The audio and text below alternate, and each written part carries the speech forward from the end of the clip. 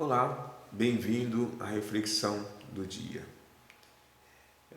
Se você ainda não se inscreveu no canal, se inscreva no canal e dá o seu like se você gostar dessa reflexão.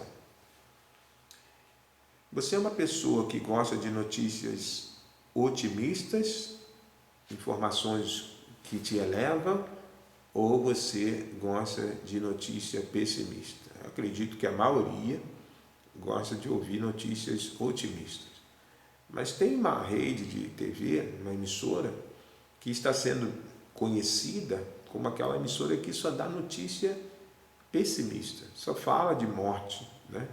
E o povo não está gostando disso e estão se manifestando em redes sociais. Com isso, se percebe que o povo quer, de fato, nesse momento, ter notícias que traga esperança, traga motivações, traga, vamos dizer assim, ânimo, e não essas notícias que está vindo a cada dia para cada um de nós. É claro que nós não podemos negar que a doença está aí, não podemos negar que pessoas de fato estão morrendo, mas será que é só esse tipo de notícia que tem, só esse tipo de informação que nós teremos? Parece que algumas emissoras estão mudando um pouco o foco depois da crítica do povo, e aí tem algumas notícias aqui otimistas. Primeiro, o Brasil tem 14 mil curados do Covid-19, de 55% de pessoas que foram confirmadas com Covid-19, 14 mil foram curados, né?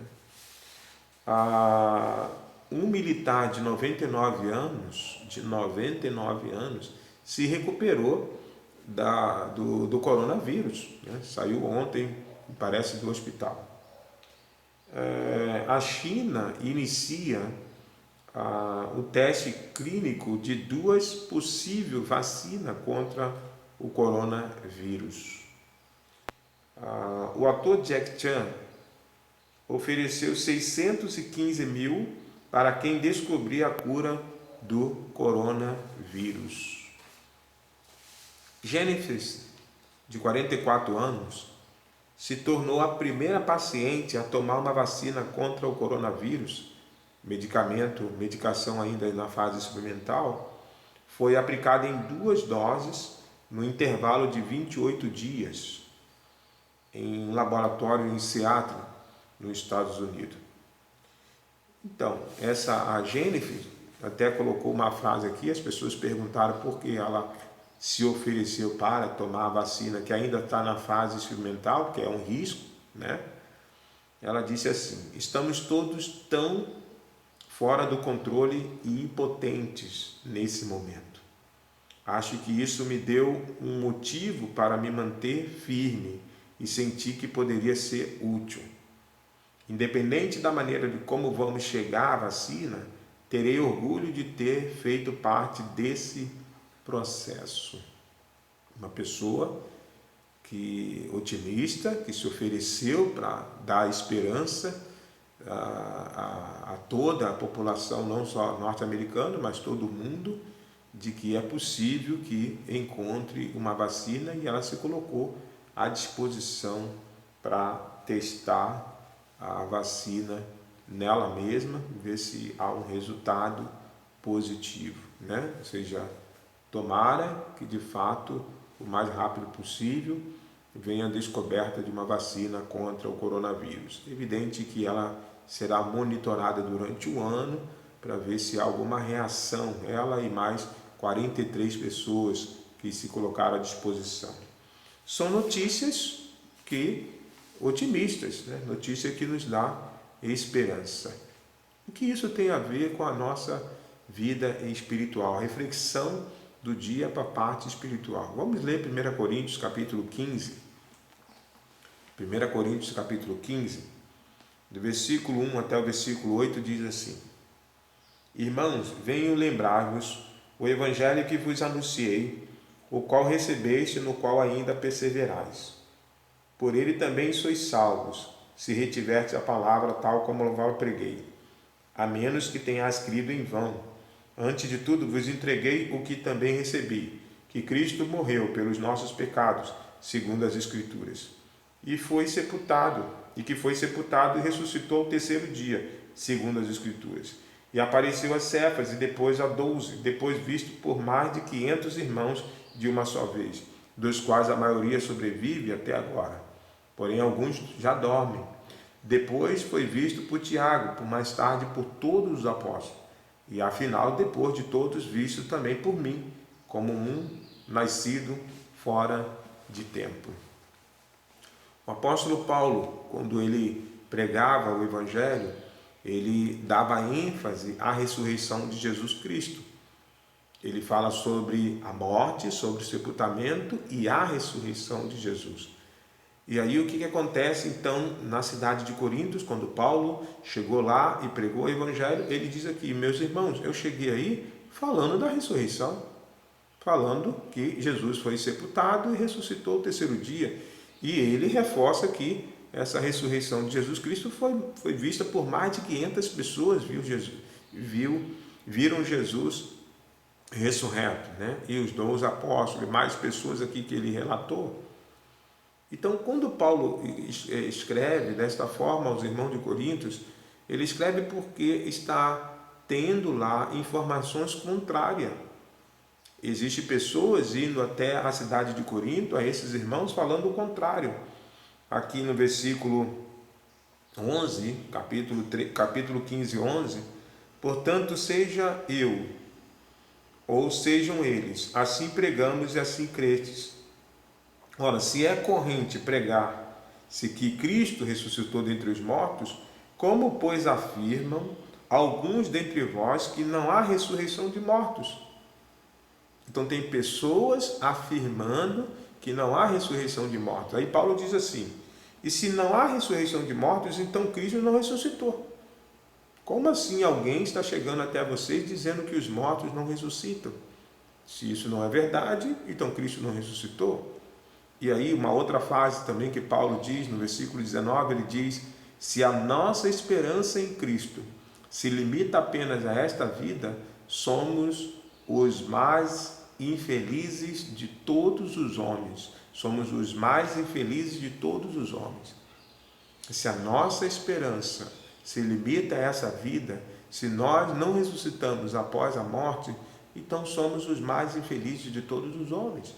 Porque a nossa pregação é baseada na ressurreição dos mortos, ressurreição de Cristo, e vivemos também em função disso. Então, se isso não é verdade, somos os mais infelizes de todos os homens. Também, Paulo aqui diz no versículo 32 do capítulo 15, se como homem lutei em Éfeso com feras, que me aproveita isso, se os mortos não ressuscitam. Comamos e bebamos, que amanhã morreremos. Então, Paulo, ele pregou em várias cidades, ele cita uma das cidades, Éfeso, e lá ele lutou com feras. Ele foi castigado, afligido, chicoteado, apedrejado, sofreu muito por causa dessa pregação da ressurreição dos mortos, da ressurreição de Cristo. Então, Paulo diz assim: então, se a ressurreição dos mortos não existe, então, meu amigo, então é melhor a gente primeiro parar de sofrer por causa desse tipo de pregação. E ele diz aqui: comamos e bebamos, que amanhã morreremos. Então, vamos nos divertir. Vamos parar de sofrer por causa dessa mensagem.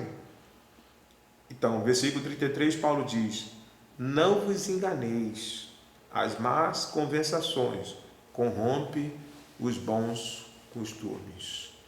Então, Paulo aqui diz que se você anda com pessoas que estão pregando que não existe a ressurreição dos mortos, que não existe a ressurreição de Cristo, meu amigo, se você está andando com essas pessoas, você vai ser corrompido. Você vai ficar pensando como elas. Você vai viver somente com a esperança neste mundo. E Paulo está dizendo: as más conversações corrompem os bons costumes. Você, no caso, está andando com pessoas que não estão ajudando, vai corromper a mente de vocês. Porque esses irmãos, a primeira mensagem foi sobre a ressurreição de Cristo. A primeira mensagem foi que havia prova e houve prova de que Cristo ressuscitou. Agora a mente deles está sendo corrompida porque estão ouvindo pessoas que falam o contrário. Aqui Paulo está trazendo então a esperança a essas pessoas. Notícias que são otimistas. Notícias que falam sobre, mesmo que você morra, você vai ressuscitar e viver com Cristo eternamente. A vida não é só aqui. Não se limita a esse espaço aqui. Existe vida após a morte. E por que Paulo tinha essa certeza? Porque Cristo ressuscitou. E por isso Paulo tinha certeza que os mortos ressuscitarão. Existe uma ilustração que nos ajuda a refletir sobre isso, de um certo professor que ele, antes de entrar na sala, na faculdade, ele ficou do lado de fora e os alunos já estavam dentro da sala. Os alunos esperando o professor, e ali passou 1, 2, 3 minutos. E o professor não entrava, ficou do lado de fora, perto da porta. Então os alunos, preocupados, começaram a perguntar onde está o professor.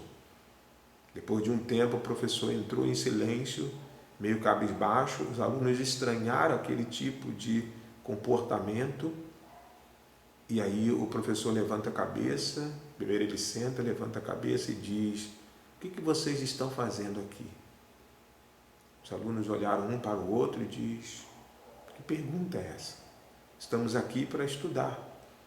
E aí o professor perguntou: estudar para quê?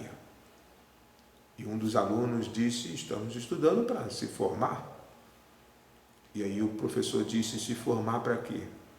E um dos alunos também disse: a gente está aqui para se formar e aí trabalhar e ser bem-sucedido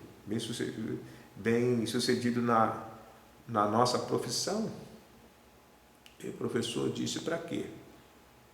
E os alunos: não, para ganhar dinheiro e se divertir e etc. Sim, e depois?